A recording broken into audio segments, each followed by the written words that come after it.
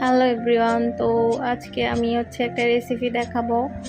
Recipe বলতে এটা সবাই পারে, তারপরে ফার্স্ট টাইম বাপের বাড়িতে যাওয়ার পরে এটা আমি আর আম্মু করছি। মানে এটা আমারও ফার্স্ট টাইম আম্মুর সাথে এই আইটেমটা করা।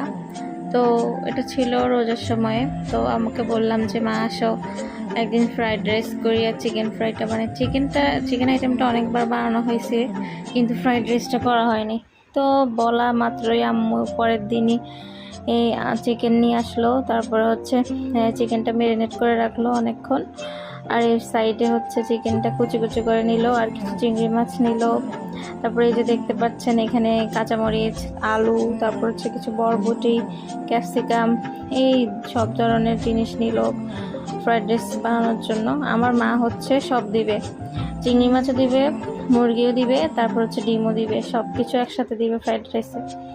আমি বললাম যে আম্মা একটা আইটেম বাদ দাও, না সে তিনটেই দিবে।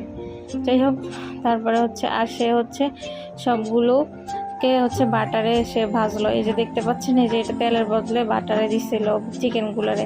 তারপরে এই যে এই সবজিগুলোরও সে বাটারে বাজছে, বাটারে ভেজে নিয়ে সে আলাদা আলাদা সব কিছু ভেজে নিচ্ছিল আর কি, কড়াইতে আলাদা আলাদা করে। এই সবগুলো বাটারে ভাজা। তো বাটার দিয়ে যদি ভাজা হয় তাহলে তো কেমন হবে জিনিসটা, সেটা তো আর আমি বলা কিছুই না, তাই না?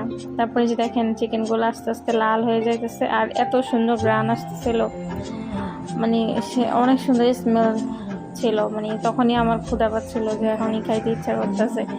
তারপরে এই যে চিকেনগুলো, আর আমার মা এত বেশি ভাজবে। আর মানে নর্মালি আমরা রেস্টুরেন্টে দেখি যে মানে একটু ভিতরে সফট থাকে, কিন্তু এত বাজছে চিকেনগুলোরে, এত বেশি বেজে ফেলছিল যে চিকেনটা অনেক শক্ত হয়ে গেছিলো।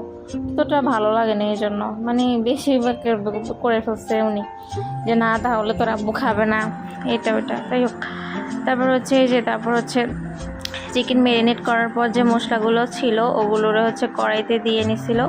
তারপরে এই যে আম্মুর হাতের বানানো টমেটো সস দিচ্ছিল।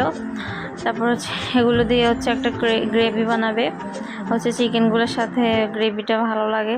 আমি বলছি যে আমার শুকনো শুকনো করো, ফ্রাইড রাইসের সাথে শুকনো ভালো লাগে। আমি বললো যে না, ওনার নাকি এভাবেই ভালো লাগে।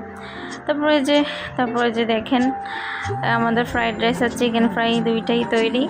আর আসলে অনেক বেশি মজা ছিল, বাট চিকেনটা একটু হার্ড হয়ে গেছিলো, বাট তারপরে অনেক মজা ছিল।